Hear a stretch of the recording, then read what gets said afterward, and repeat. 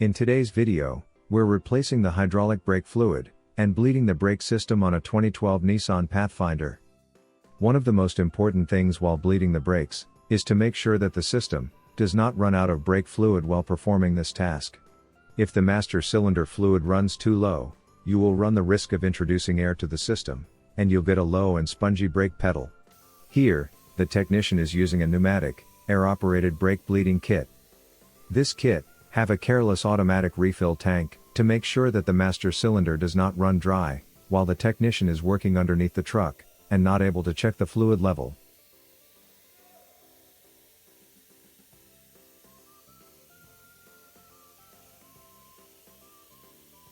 Now, start by bleeding the furthest wheel from the master cylinder, and work your way towards the closest wheel to the master cylinder. We normally leave the bleeder for about 5 minutes on each wheel.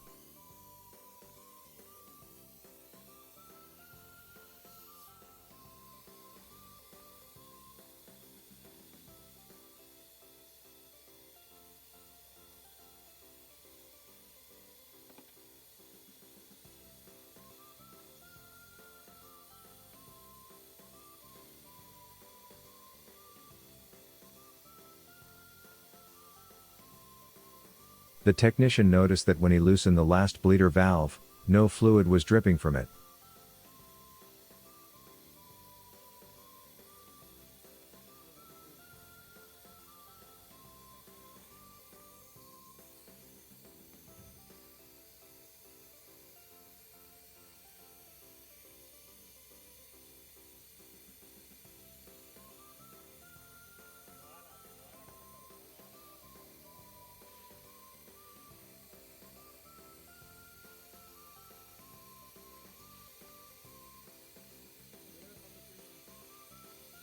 You see him here, unclogging the bleeder valve, before proceeding.